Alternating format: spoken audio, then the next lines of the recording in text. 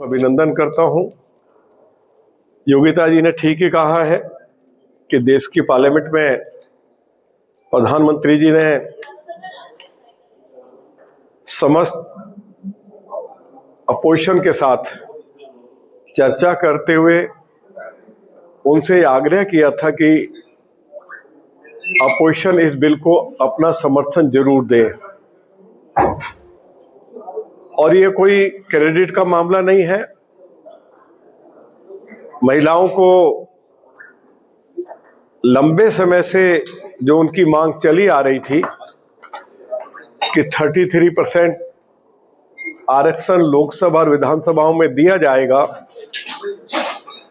और पहली बार 1996 में शुरुआत हुई और 27 साल के बाद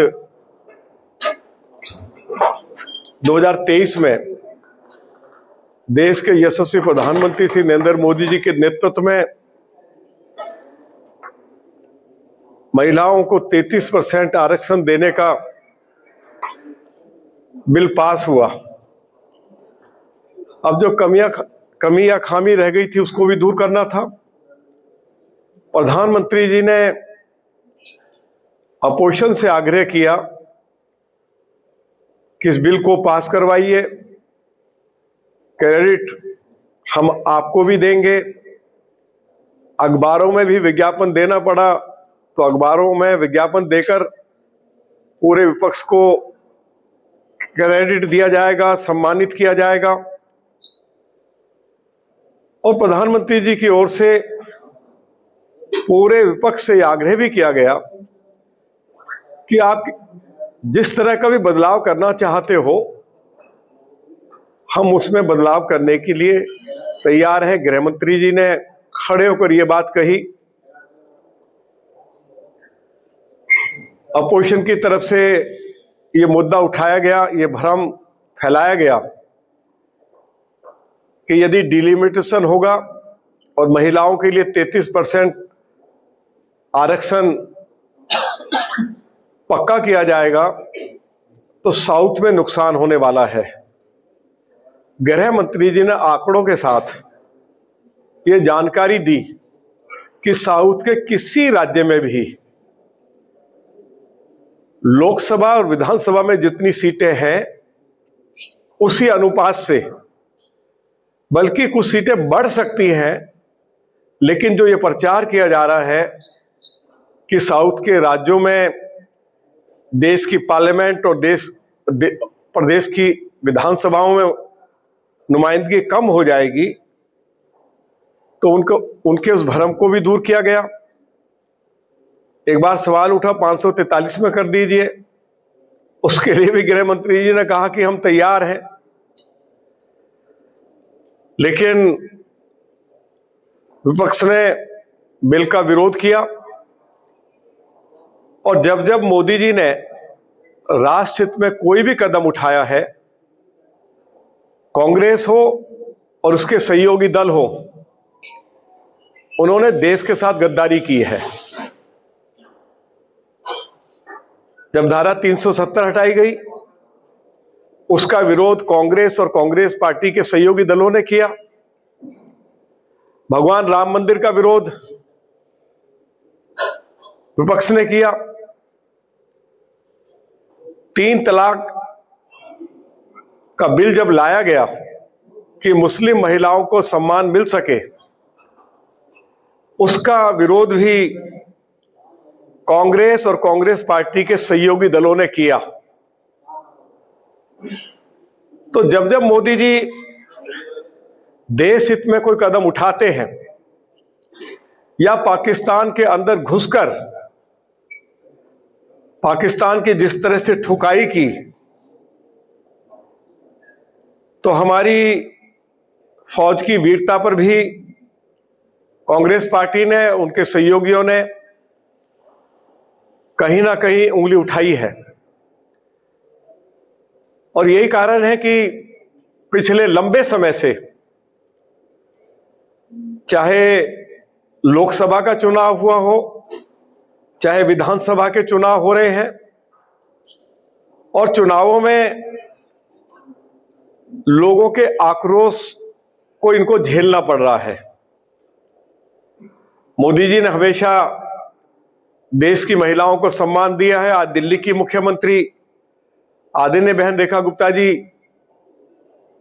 दिल्ली की मुख्यमंत्री हैं और हमें इस बात की खुशी है। हर प्रदेश में यदि लोग ये मांग करते हैं कि प्रधानमंत्री जी आए इलेक्शन कैंपेन के लिए, गृह मंत्री जी आए, या अनेक मुख्यमंत्रियों की डिमांड होती है, तो अभी जहां जहां चुनाव हो रहे हैं, दिल्ली की मुख्यमंत्री श्रीमती रेखा गुप्ता जी की भी डिमांड हर राज्य में की गई है कि उनको इलेक्शन कैंपेन के लिए भेजा जाए। प्रधानमंत्री जी के प्रति हम आभार व्यक्त करना चाहते हैं। भारत की राष्ट्रपति महोदया महिला है और एसटी समाज से है। उनके बारे में भी विपक्ष की जो राय रही है, समय समय पर उनको भी अपमानित करने का प्रयास किया गया। देशवासियों ने उसका भी जमकर इनको जवाब दिया है। आज के मौके पर, क्योंकि हमारी साउथ दिल्ली पार्लियामेंट्री कॉन्स्टिट्यूंसी की सभी महिला कार्यकर्ता, वरिष्ठ कार्यकर्ता, चाहे वो निगम पार्षद हैं, चाहे वो हमारे मंडल अध्यक्ष हैं,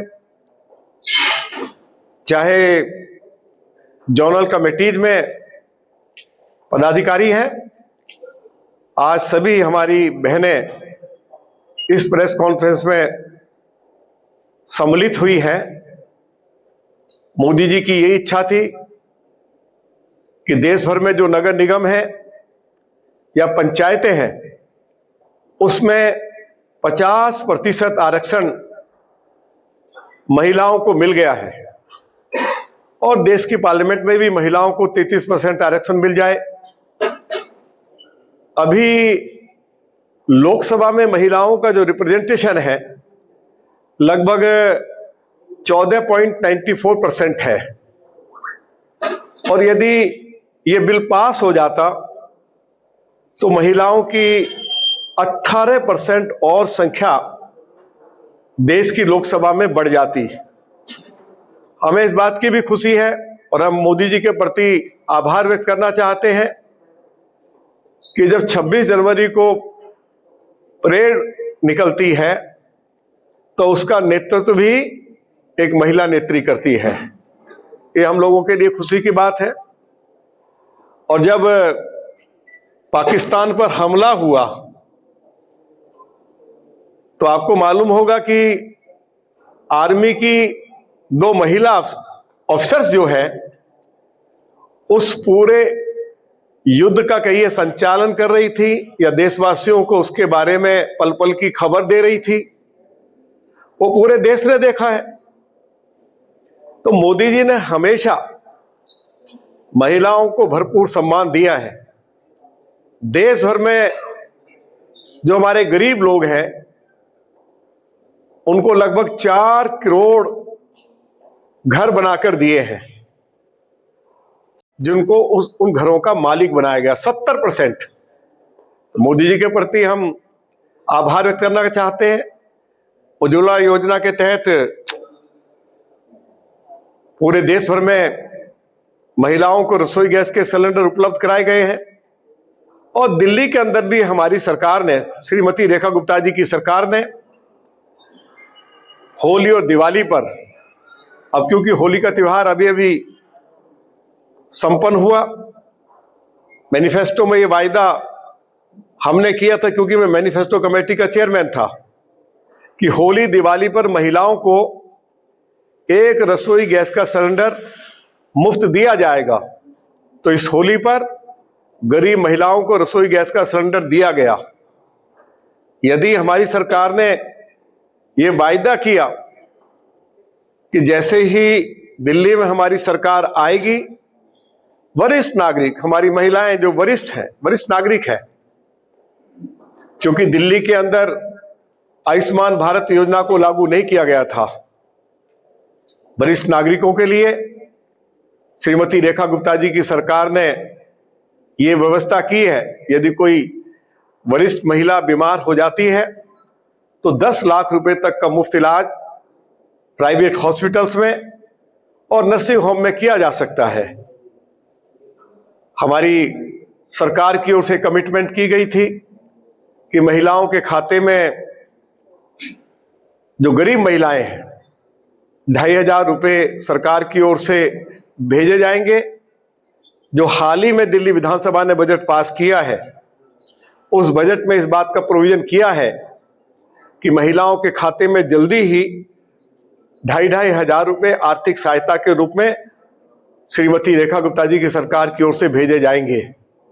तो जो भी कार्य महिलाओं के हित में हमारी दिल्ली की भाजपा की सरकार के द्वारा किए जा रहे हैं, उसके लिए मैं दिल्ली की मुख्यमंत्री श्रीमती रेखा गुप्ता जी को बहुत बहुत अपनी साउथ दिल्ली पार्लियामेंट्री कॉन्स्टिट्यूंसी की ओर से बधाई और शुभकामनाएं देना चाहता हूं।